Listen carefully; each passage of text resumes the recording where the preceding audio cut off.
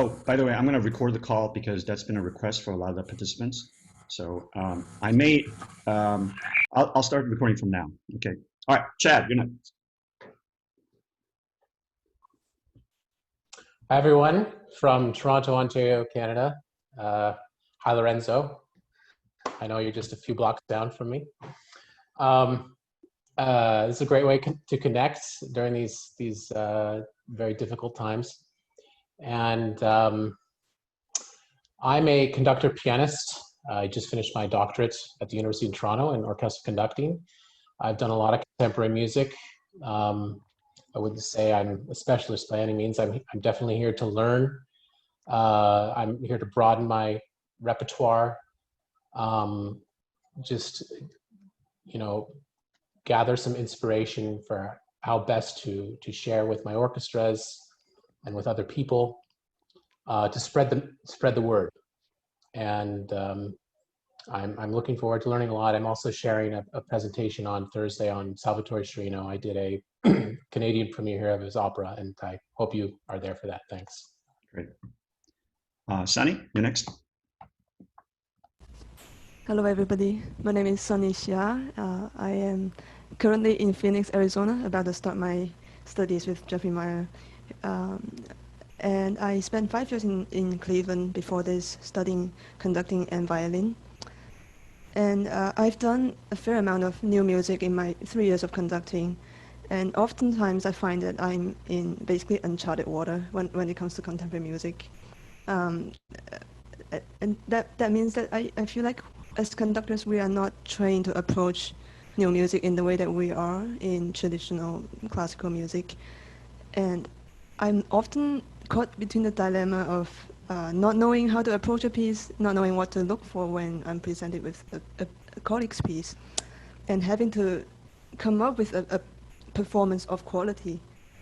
And I am really excited to be here because I am expecting to learn from a lot of experts in the field with a lot more experience and gaining perspectives in how to approach this kind of music. Great. Also, what we're doing right now is we're kind of gathering materials for the second sessions of addressing these types of questions. So each of the fellows that are presenting, today we have 2 fellows at 20 minutes each, but Monday through Thursday, each fellow has a 20-minute presentation, but we will address many of these issues coming up right now in that rest of the 40-minute session. Okay, next is Wen Cho. Hi, everyone. Nice to be here. I'm from Seattle, Washington. I've heard about 3 of the teachers before and never met them in person, but I'm so glad that I get to see all of you here and then get to meet all of the conductors who are also interested in the contemporary music as well. I would like to just find my past love, which is 20th century music or the modern music. My musical background, my main instrument is flute, and I've done quite a number of contemporary music with my main instrument, but I haven't done not so much with the conducting. So I would like to gain that interest and that the favor that I used to have on the conducting. Great. All right, next is Joshua.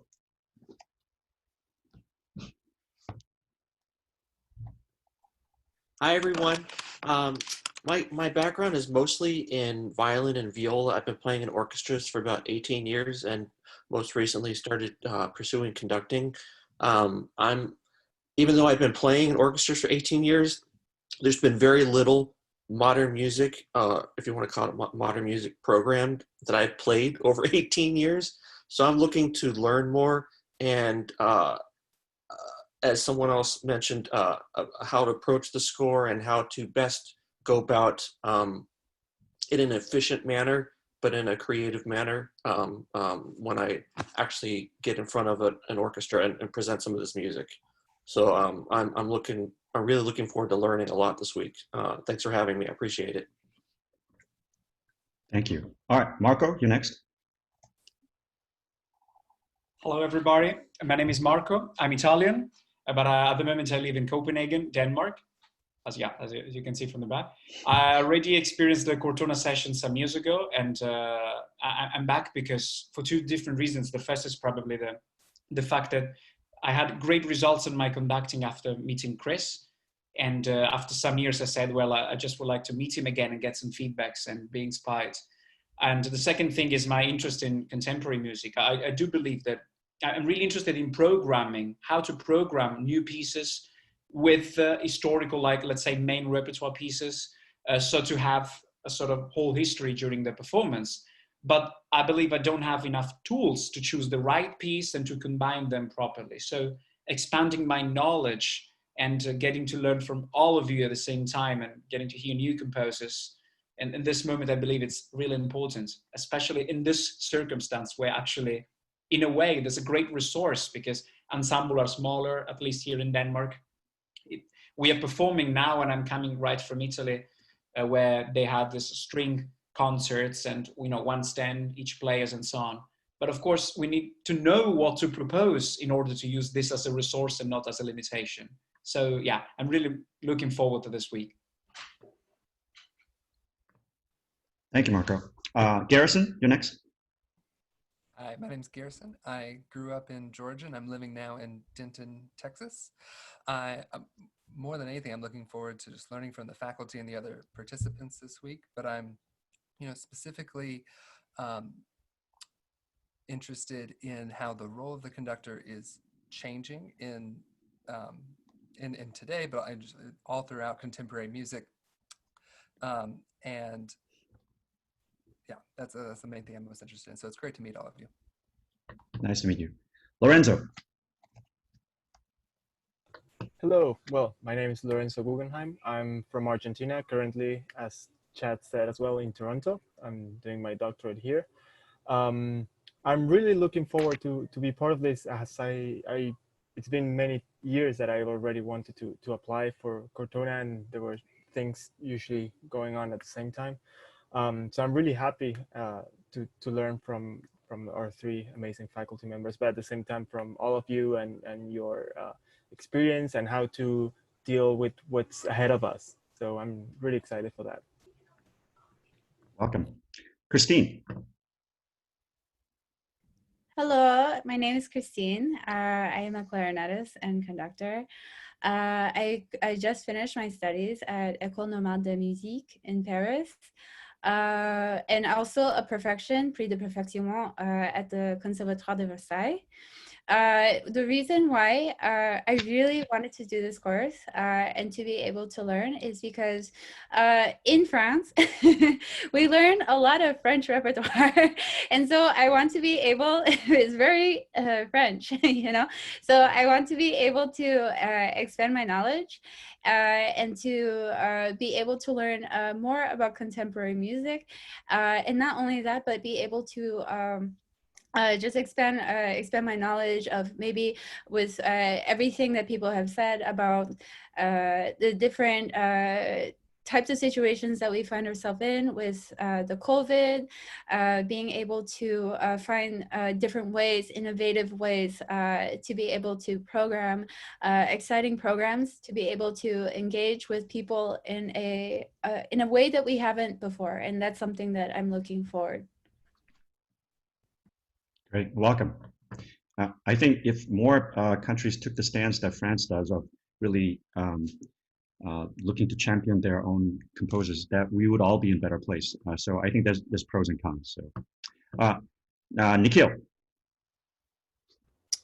Hi everyone, my name is Nikhil Bartolomeo, and I'm currently an incoming DMA student at Stony Brook University in clarinet performance, but I'm also a conductor, and so I guess I'm excited for this week because I came to Cortona last year as a performer and got bit by the new music bug and have been making tremendous strides as a performer in that area, but I'd love to marry that perspective with the conducting perspective and sort of gain some exposure that way. Welcome. Callie. Hi, I'm Callie. I am a violist. I studied conducting when I was at Oberlin for undergrad and master's at Manhattan School of Music, but for the past 10 years have been watching a lot of conductors from the seat of a new music ensemble. And this time seemed like a good opportunity to reacquaint myself with conducting. I think sometimes that viewpoint is an invaluable experience because you get to see all the good things, but also you see, oh, okay, I shouldn't do that. So, welcome. Jonathan.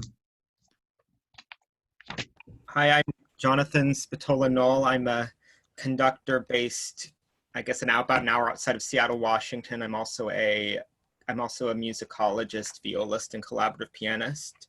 I got my doctorate at UC Davis, which gave me a lot of opportunities there to perform new music in the orchestra and as a conductor. And I've continued a pretty consistent programming of new compositions as a faculty member at a couple different colleges in Washington and Michigan. And one of the things there are a couple things I'm really looking forward to about this. And one is getting to get to know more of the just great diversity of new music styles. Like one of the joys for me of exploring new music is that there's always something new and fresh and something new that somebody's trying to do, more people to know, more people to learn from. And I'm also interested in a little bit more in strategies for how to conduct, how to approach rehearsals with music with smaller ensembles. Like considering my background in new music is mostly for larger orchestra, and there's a large amount of really, really fine repertoire that I'm very interested in with the smaller ensembles. Great. Erica. Hi, everyone. I'm Erica Glenn. I'm a recent DMA grad from ASU and a Fulbright scholar heading soon, hopefully, to Ukraine. I have my DMA in choral conducting and a master's and bachelor's in composition. And I'm fascinated by the cross-pollination of ideas that occurs when composers, conductors, and performers get together for rich discussions in spaces like this. I found that it's really easy to exist in our individual silos as musicians, but I think meaningful things happen when we break down those barriers. And I'm really excited by what I've seen from the conductors here. At ASU, I was always very impressed by Dr. Meyer's approach and creative programming. And I'm interested in creative ways choirs and orchestras could collaborate in new work performances. And I'm also very passionate about promoting new music and elevating female voices in the field. So excited to be here and ready to learn from all of you. Welcome. Isabel. I am from the United Kingdom. I have a background in musicology. I'm partway through completing a doctorate in that. I'm also a composer. I have always been very interested in contemporary music and also in conducting. And sometimes I've had the chance to conduct a little bit of new music, but I really want that to be more, and I'd really like that to be a major part of my career at some point in the future. So I was really looking for specialist courses which I might be able to attend that really would focus on the contemporary music. And this one, fortunately, I found out about. So I think that there are really so many areas where I need to fill a gap in experience. So obviously the technique of pieces, but also things like knowing what to expect from the rehearsal process, perhaps with less familiar musicians. Firstly, perhaps if you've got maybe some good university musicians, or how that might be different maybe if you're in front of some professional musicians. And of course, all of the business side of things, how to make a career, how to build audiences for this type of music in what's a very niche area. So I'm very much looking forward to being in an environment with so many different people, composers and performers and conductors who all share that love for new music, and I'm sure we'll have some very productive conversations. Welcome. How do you beat the 13/8 over your left shoulder?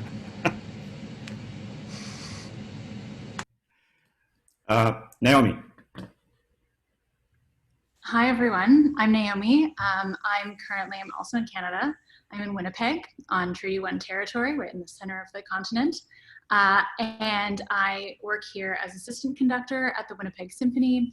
I'm also music director at the University of Manitoba, and also music director of our Sistema program. So I conduct the whole gamut of levels of musicians, from brand new to seasoned symphony players, and a fair bit of new music in all of those capacities. I'm really interested in questions of pedagogy, especially at the university level, because I know there's so many of us who either work at that level or have at some point in our lives studied at that level. So both in terms of pedagogy for players, for student players, introducing them to new music, as well as teaching conductors, because I'm also the conducting professor here at the university, but it will be my first time teaching a master's student who is himself very interested in contemporary music. And lately, I'm also really interested in questions of value, especially given how every organization is realizing or remembering anew how expensive it is to be a musician, to pay an entire symphony orchestra of whatever size to get rights for music. I'm really thinking about how we choose the music we do, and also when we don't. When we say, actually, you know what, this isn't a piece, regardless of how good it is, that is necessary to play right now. And so I think these are the questions I'm grappling with at the moment and curious to explore with everyone else. So thank you. Great, welcome. Pierre. Hello, my name is Pierre Tang. I'm from Hong Kong. I'm currently in Los Angeles, California. I teach at Pepperdine University in Malibu. I teach the orchestra and band, but I have a background in choir as well. I guess I really hope to, in this session, learn more about, in a college setting, how do we approach new music. I have more experience in new music in the wind band world, for sure, because of the repertoire. But in orchestra settings, sometimes it's a little different, and because knowing that the school has a new music ensemble, how do I work out a collaboration with them, and also for students who hope to learn music through repertoire, how do we use new music to teach music, not necessarily only like sometimes we have the idea of you have to be a bunch of really good musicians and use the fewest rehearsal and put together a new music concert. How do we use new music to teach music? And finally, it's because of a liberal arts setting, my school has a lot of non-majors in the orchestra, and the audience member is mostly non-professional. How do we program without tokenizing a new piece of music and not just leaving an impression, and once for all, that is new music for you all, because we only have one chance sometimes. So yeah, these are my interests. Thank you. Thank you. So I'm doing the heavy lifting today, and my topic today is ear training and score reading as a microcosm of how we prepare for an orchestra rehearsal. So I think I'll be addressing a lot of the issues that did come up, but I think we're going to devote some sessions in the second sessions to approaching the contemporary score, programming, and many of those issues that have come up. And I'm really looking forward to having those really fruitful discussions with my colleagues. So I'm going to share the screen right now. We have also a few guests, Ben and Pranav, but for sake of time, we're going to not go with the introductions, because I think those are performers or composers listening in. And I would really encourage all the fellows to really take full advantage of the festival, because there's a lot of things happening. The composer sessions, the performer sessions, all the master classes, the performances. So really immerse yourself in the festival. If you are in Cortona, you'll be not only assigned to premiering a piece by a composer, a composition fellow, but working with the performance fellows. Oftentimes, as Marco knows, we assign about 2 or 3 pieces per conducting fellow, and they are responsible for all of the rehearsals, which are coached by me and the performance faculty. And then your responsibility is to really fully realize that composer's intention in that performance. So to this year you won't be able to do that in terms of working with a composer and working with the performance fellows, but you can still get to know them, get to meet them. There's certainly a lot of new voices that are very interesting in terms of the composition fellows. So it would be in your best interest to really get to know the composition fellows and the performance fellows. Okay, my window is in the way of the, hang on. Oops, I went too far. Okay, so I had the good fortune to be at University of Michigan when Marianne Ploger was teaching there. And she studied with Nadia Boulanger, and many American composers spent time in Paris studying with Nadia Boulanger. So everybody wonders what exactly they did with her.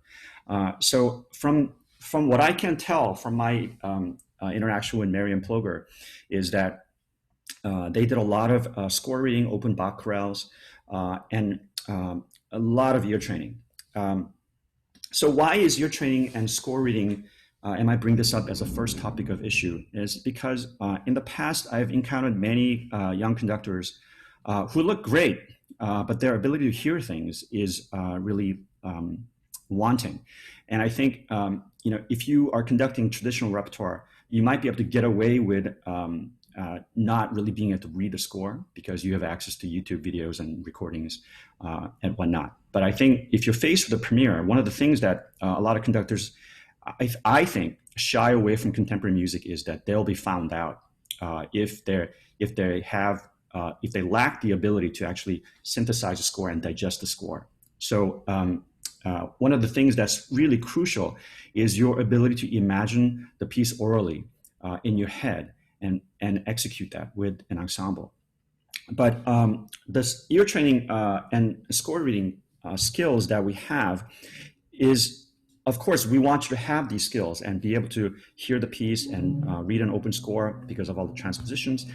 But in fact, the reason I'm emphasizing this ability is that this is a really great way to have a microcosm of what an orchestra rehearsal will be, as you'll see in a little bit.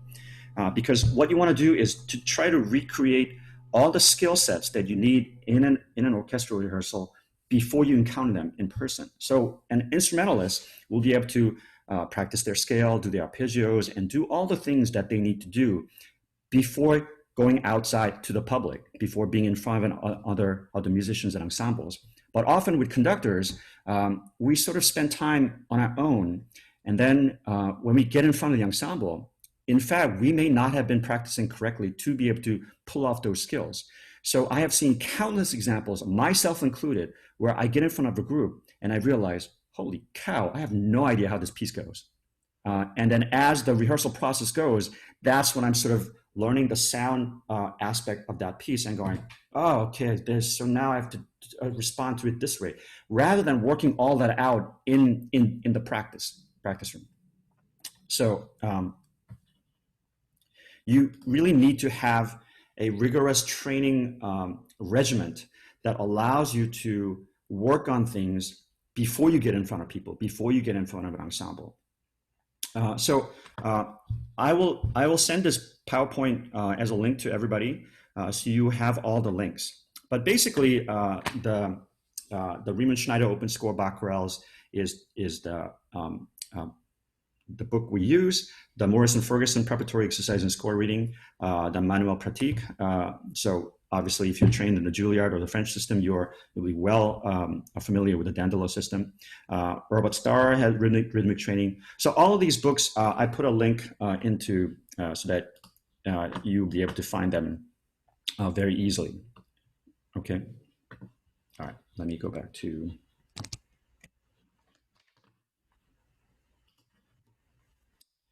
So let me go through some of the things that, as you practice these skills. So let's say you're doing either a solfege exercise or a rhythmic training exercise or an open score reading exercise. These are the sort of the guidelines that we want you to have. I think one of the things that I always found challenging was to have fluency and in a multiple levels. So in one, I always, when I encountered a problem spot, I tended to sort of attack the problem without really taking the time to look at what is ahead of me. So I would be tense instead of keeping a constant tempo. I would sort of and be stuck into slower tempo where the traffic flows and then traffic stops, or I slow down because of the problem spot that I have to navigate around. So when you do that, you are actually giving yourself out of that moment. So as you conduct, if you've been practicing all of your life, where whenever there's a problem spot or a something that you can't really perceive correctly, and you slow down, then you're not going to be able to perceive that information when you're conducting. So it's really important as you practice these skills that you maintain a constant tempo. And as you do that, we also are in violation of the three sins, which is anticipation, hesitation, and self-berating.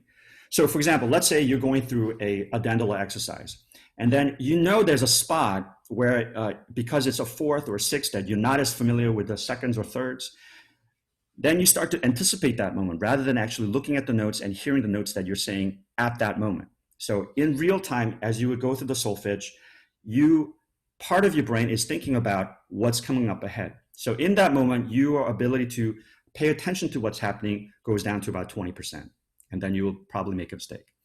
Another one is hesitation, where you actually think to yourself, wait, is that the right interval that I'm saying? Or was that the right one? And so Marion Ploga always described this, the golden child on your left shoulder, and then the doubter on your right shoulder, where the doubter keeps saying, are you sure that was the right interval? Was that really a third? Was that a fourth? So in that moment, as you pay attention to the doubter, you lose the moment, and then you make a mistake. And then, of course, I'm guilty of this self-berating tendency where I just miss something. And I go, you idiot! How could you miss that third again? So as you are doing the exercise, rather than paying attention to the notes that are coming up next, you're berating yourself for 5 seconds or 6 seconds. And then, of course, then you fall down again.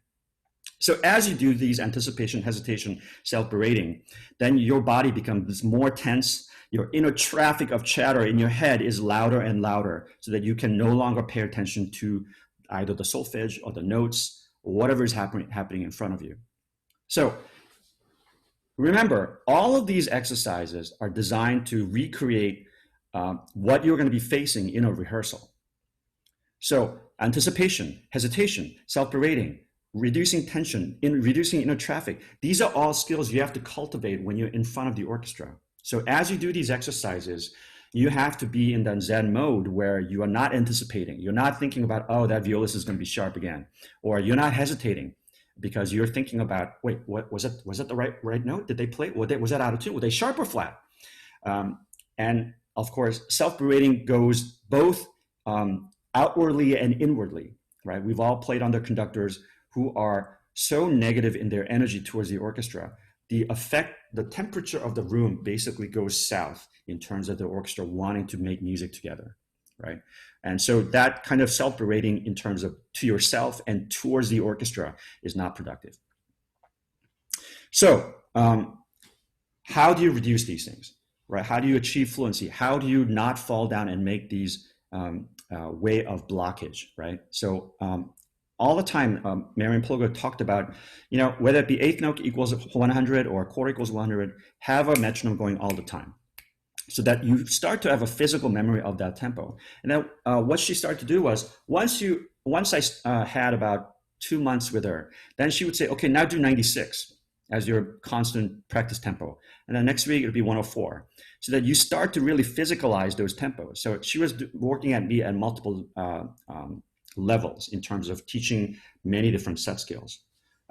Zell always talked about playing Bach chorales in different, so if the bass part you would play in right hand rather than the left hand, so that you're already starting to make that connection of vertical placement.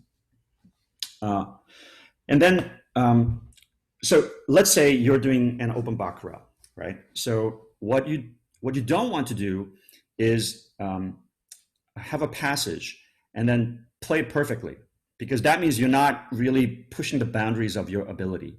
So you should be always about you're going to make about 3 mistakes. Let's say you're playing to 1 Corona or 1 line or 2 lines. Whatever the given passage is that you're going to play, you should be making about 3 mistakes.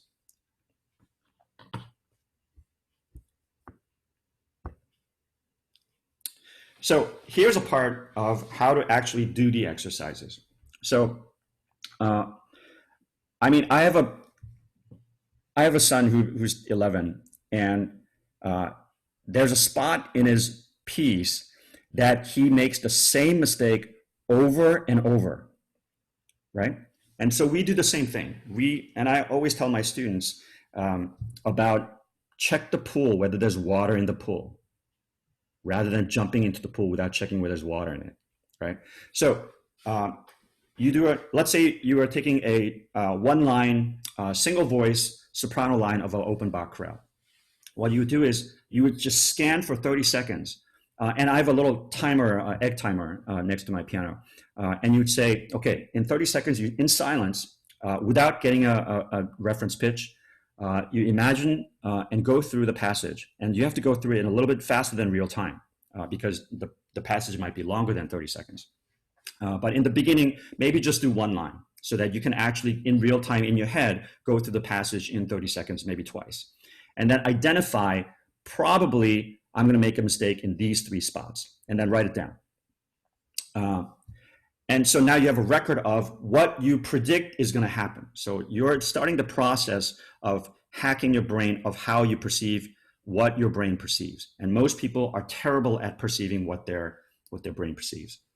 Then perform without stop in a constant tempo. Don't hesitate. If you make a mistake, then maybe don't play 2 beats or 3 beats, but maintain the tempo as if you're playing in an orchestra and you have to get back in. And as if you're conducting an orchestra, you just lost the 2nd beat, but you have to keep going to find out, okay, now I'm back in the time, right? So without stopping, you go through the performance. And then as you perform, whatever happened, whatever event happened, you keep track. And then you write down what happened. So this is the ability that you have to be able to do. You can't stop whenever there's a mistake with the orchestra. You have to be able to go through a passage, make a mental note of what happened. And then after a passage, tell the orchestra, okay, now these things happened. And so I'm going to go through item number 1 as the most important thing we need to address. Item number 2 and 3, you guys are going to fix on yourself. I'm not going to bother with that. So you have to have that ability to really look at, as you perform a passage, take notes of what's happening. So you're practicing this aspect of taking notes of what you're doing, what is happening in real time as you perform, without stopping at every mistake. This is really important. Now, once you have the 2 sets of notes, preview, the performance notes, then you compare. This is when you are able to gather data. We live in the age of data, right? So you need more data about how you perceive information. You gather the data. Okay, I was right about number 1 and 2, but the 3rd mistake, it came out of left field. So you start to notice your pattern. You start to notice your tendency about there are certain intervals, there are certain rhythm, there's certain displacement that affects you in a negative way. Then you can start to gather data about, okay, I need to work on 6. I need to work on minor thirds. So you're gathering data every time you do this. And then you can really come to a better understanding of how you perceive musical information. And I think that's key to practicing. So all the time, people tell me, how do I practice conducting? Well, this is one of the ways you practice. You practice your ear, but at the same time, you're practicing how to gather information while you're performing, and then be able to know what your tendencies are. So you translate that into an orchestra rehearsal. You have to know what the tendencies of the orchestra is. If you know the orchestra well enough, then you'll know that second clarinet is always sharp in that range. Right? So that's different than anticipating. You just know the tendency of the orchestra, just as you know very well what your tendency of how you perceive information and how you perform. So I have a little nice little side benefit of doing open score reading practice, right? You become much more adept at all the transpositions. So I won't go through that. So I always tell students, so one year, Barry Sharp, who was one of my, he was DMA composer, and he was doing independent study and conducting with me. And he sort of became obsessed with this idea of perfecting his ear. And so he would spend, I think like 2 or 3 hours on the open chorales, and he would sort of come in like just shattered because I can't do these. These are impossible. And I would tell him that, okay, let me get this straight. You were doing open chorale for 2 hours straight? He's like, yes. Okay, then you're not focusing, you're not concentrating enough. After 5 minutes, your brain should be exhausted. If you're not, you're just going through the motions. So you have to find a way to be much more efficient. Some of you have children. I have a child, and the way I'm able to super laser focus when I know I only have 25 minutes to observe that section, as opposed to when I was a student at University of Michigan, where I would spend 4 hours on a passage and not really know it even after spending 4 hours, because I wasn't focused in a way that I really needed to be. Right? So you have to find a way to be very intense in your practice session of these skills. And in fact, if you find that you're spending time kind of going through the motion, and that's the most dangerous way you fall into a flat plane where you're not improving. So as I said earlier, 3 mistakes is about the boundary at which you want to be pushing. So let's say you're just starting and you're just having trouble reading soprano clef just by itself, right?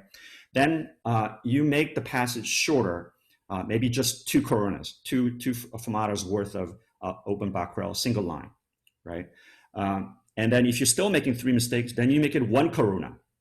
Now, if you get better at that and there's a period of a plateau you reach where you're not really getting better, that means you got to make it more challenging. So then you add a second voice where you play the tenor clef on your left hand and you sing the soprano line. You get better at that, you add the 3rd line. You get better at that, you add the 4th line. Now you have mastery where you can play 3 lines and sing the 1 line.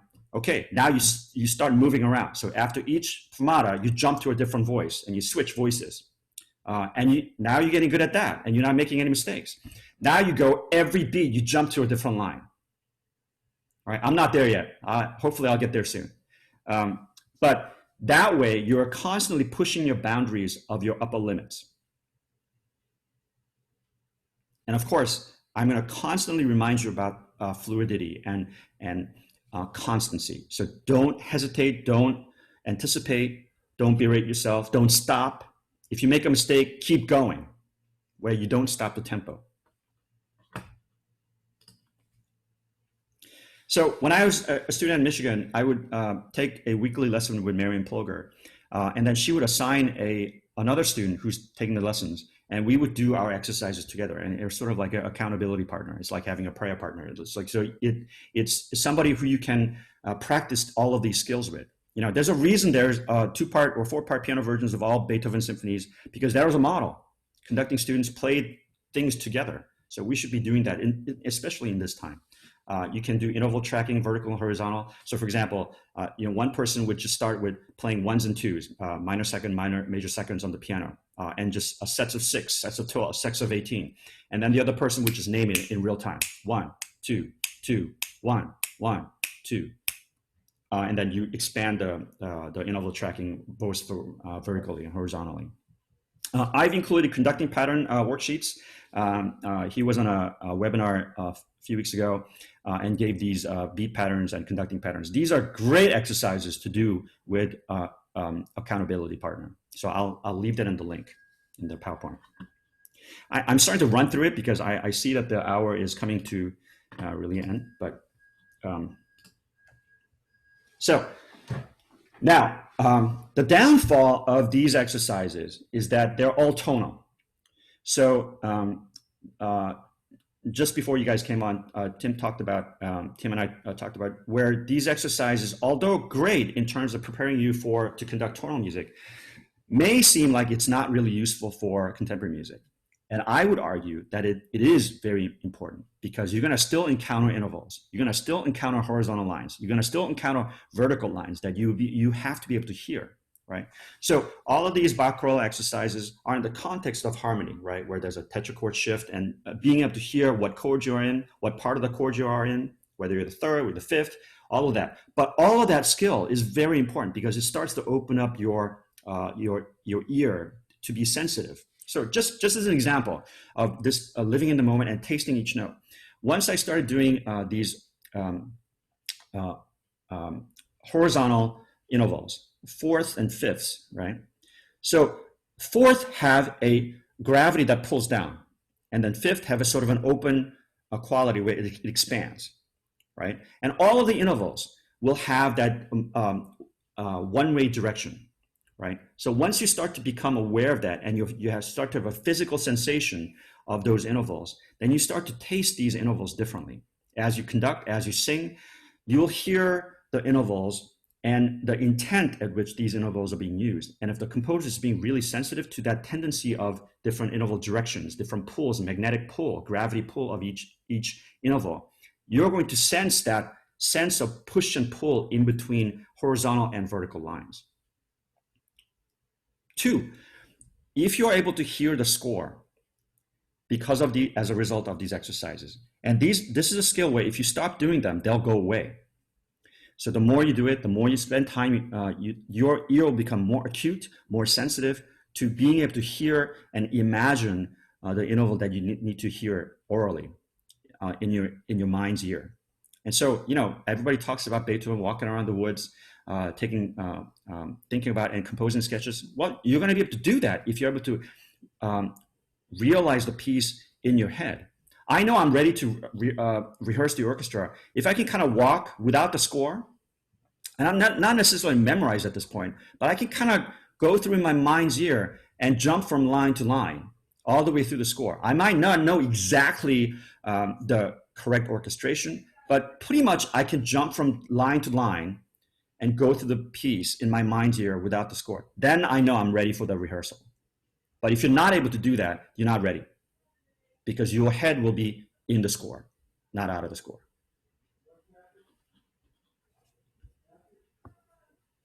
What am I? Okay. All right. So I was hoping to do like a guinea pig session where I take somebody and go through these exercises, but I'm not sure I have time to do that. I'd be happy to do that in either the one-on-one session or maybe in one of the other sessions when I can actually give you one of the exercise in advance. But it's actually better if you're sight reading, because you can actually cloud your actual ability if you practice. Because one of the things I started to do when I was studying with Marion Ploger was she would assign a open Bach chorale, and then I would spend literally 2 hours memorizing that so I could actually play it in front of her, and I was defeating the purpose of that exercise. So if people are interested in exploring this further as a sort of being a guinea pig, then maybe we could take 20 minutes and I can demonstrate this with a person later. Okay. All right. So that's my thing on the ear training and score reading. There are a couple things that I want to go over about this week in terms of schedule. Here's a link to all the scores that we'll be discussing. And so our colleagues were gracious enough to provide the links to all the scores. So I'll send the PowerPoint right after this call is over. Here's a link to the composer presentations that's been going on, and I'm glad to hear many of you were attending the first session for the composer seminar. Please do that. Please be involved with the rest of the festival. Here's a link to the YouTube channel where the Cortona concerts will be happening. I will also be sending out, each of the faculty will be sending out the Zoom links for the one-on-one sessions. Okay, you should have been in touch with your faculty already about what you wanted to do, how you want to spend that time. All the composers who are presenting, if you have a PowerPoint, please send it to me so I can flip it to the next page for you. I'll sort of be your page turner in terms of if you have a PowerPoint. Just daily schedule. Of course, these are not all required, but these are things that are happening. So these are all Central Standard Time. There's a coffee in Cortona. That's a great way to meet other performers, other composers. There's a composition session that happens at 11:30. There's a lunch session, and I think we may host like a conductor lunch or something maybe one of these days. And then our conducting session, what happened? Sorry. Well, you can just still see it. And then our conducting session, there's a concert featuring performance fellows right afterwards, 3 to 3:30. And then a second composition session. And then a one-on-one sessions happens over 5 to 6. But 5 to 6 is also when the performance sessions are happening. So the topics today is programming in 2020, Monday's technology, Tuesday's multi-faceted careers, Wednesday's composer-performer relationship, Thursday's open topic. So if you don't have a one-on-one lesson schedule, that 5 to 6 time frame is also, there's a lot of things happening, okay? And 6 to 7 is our second hour where our fellows will present and we'll have more time from the faculty, okay? All right, I have 9 minutes. I went a little too far than I wanted to, but because I want to make sure that I have time for you to respond to what I've presented, because the kind of teaching that I hate is exactly what I just did, which is just talk for 51 minutes. But I'm happy to answer any questions, any clarification. And of course, Marianne has a brand new book out on all of this. So it's kind of expensive, it's like $43, but I think it's well worth the investment because you can really go deep into how she talks about different intervals, how to perceive information. So it's a fascinating book. She's, I think for those of you who are lucky to access her at Vanderbilt, like she's a resource that you should not miss out on. So I've benefited greatly from spending 3 years with her, and she's completely changed the way I hear things, how I relate to music. Because I think for me, music making was really before Marianne and after Marianne. Because before Marianne, I was just kind of going through the motions, right? Whereas after, I really felt like I could hear the piece in my head. As I went through, and it was really exciting because I would be in a situation with a composer. It's never been done before, and I'm asking questions where I'm surprising the composer, where I'm asking about, that note really doesn't fit. Like it's a wrong note. I feel like, and they're like, oh my God, you're right, that's a wrong note, right? And so they kind of, whenever that happens, it's sort of my insight to myself, like, thank you, Marianne, right? Because it shows me that I've really understood how the composers is constructing the interval relationships, right? So, and if it's a good composer, that'll happen. If it's a bad composer, it's sort of like, I don't understand what the hell's going on. Like, I don't know why you chose this note after that note. If it's a good composer, then what they do is inevitable. Every note chosen is inevitable, and that logic presents itself to you. All righty, questions? Reactions?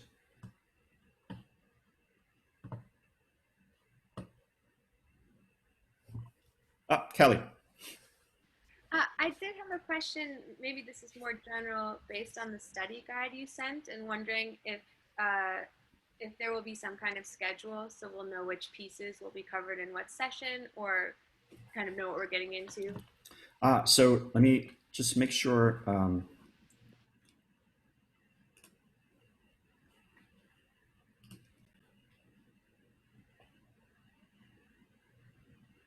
So this is, I should have, wait, did this information not make it over to?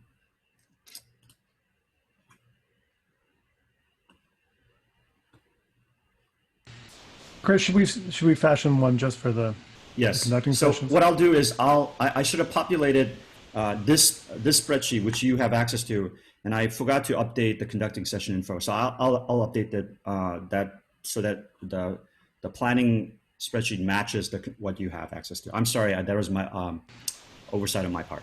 Right, and so tomorrow we'll be looking at what are we starting with? Are we starting with Ligeti and? Let me just go back to that screen. Yeah. Thanks. So tomorrow is Ligeti and Lodoslavsky, right? Ramification, chain 1, symphony number 2. Yeah, and in your preparation for that? Obviously the Second Symphony is quite large, and the actual scan is quite large as well. I'm just curious, if you haven't done this kind of music, how would you negotiate this score for the first time? How would you make this intelligible, and how would you use as little rehearsal time as possible in terms of informing the players how this system works? And Chain 1 is sort of a mini version of Symphony Number 2, and then Ramifications is completely different. And then Tuesday will be Unanswered Question, Silas by John Luther Adams. So things that are spatial. And then Wednesday will be Rite of Spring and L'Histoire. And then last session will be Frank Simon Mazzoli. Chris, just an FYI, it's Sila without an S. Sorry. Sila without an S? Without an S, yeah. Yep, got it. Like that? I just put it in the chat too, and that was information that we had in the document someplace. Yeah. All right, so I'll populate this to the spreadsheet that you all have. Can I make a little comment about what you just said? Please, yeah. So, in particular, talking about the Dandolo Clef Studies book, I want to underscore that using the Marianne Plogar system, you do not sing out loud these exercises. You actually verbally say the solfege syllables spoken. So you're not doing this to actually create those intervals with your voice or blowing air over your soft palate. It's really a literacy exercise. And if you just mess around with the book, what you'll notice is that each chapter is a different clef. I think it goes treble, bass, tenor, alto. So then it goes through all of the baritone, mezzo-soprano clef, and the exercises coordinate in each clef to do, sol, do and sol. And then it makes little tiny, with each new exercise, going from quarter notes to eighth notes to triplets to sixteenths to sextuplets, each exercise starts adding the in-between notes. So the first exercise is quarter notes, only do and sol. And then slowly in eighth notes, or with quarter notes, you'll get do, re, do, sol, la, sol. And then finally you'll get do, re, do, si, do, and sol, la, sol, fa, sol. And then you start filling in the gaps. So what the book is trying to do is, if you're learning a new clef, like for those of you who don't like reading clarinet in A, that's a tricky one for some reason, that if you spend time with this, you'll notice that it helps you orient to pitch reading, do and sol, but then it encourages you to use what you know intervallically. So you're constantly switching back between a modality of, I recognize that pitch, I recognize that interval. And I have found, when I was studying with Marianne Plogar, that this method, the Dandolo method, is absolutely the fastest way to learn a new clef. So for all you conductors that are somewhat new to conducting F horn transposition, this is like really solid, and you can learn a new clef very quickly. Yeah, absolutely. When because I also made the same mistake of trying to actually sing and vocalize the pitch class, and that really slowed me down. And in fact, that wasn't the point. So I kind of missed, the first month or two. I was trying to really actually sing at pitch or like in falsetto, and it was just that she said, no, that is not the point. So it was for fluency of learning the clefs, so that you quickly become adept at knowing the pitch of the different clefs, because that affects your transposition skills.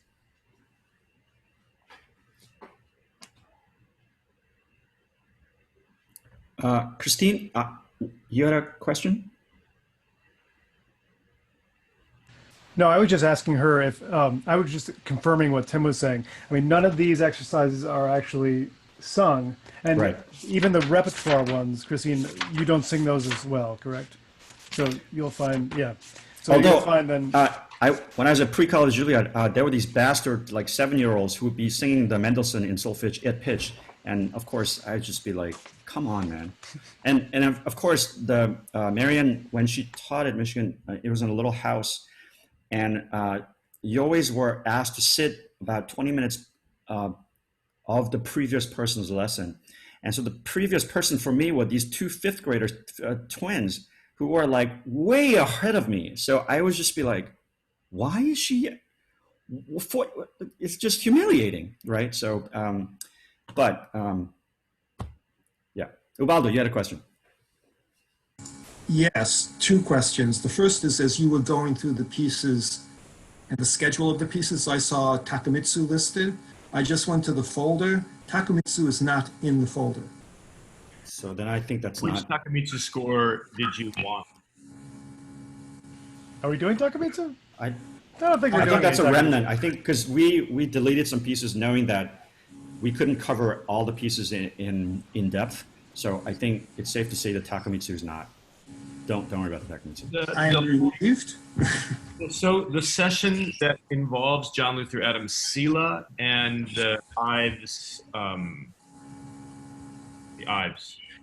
also potentially included a piece by Takamitsu called Archipelago S, because that particular score does involve a lot of social distancing or spatialization of the players around. So I might, if Chris, you can tell me where that folder is, get a link to the folder. I might throw the Archipelago S score in there, because I think I have a PDF of it.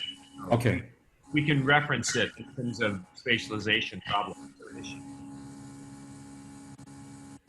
All right, so Tim, I'll send you the link to the folder, and then we can upload the Takamitsu score.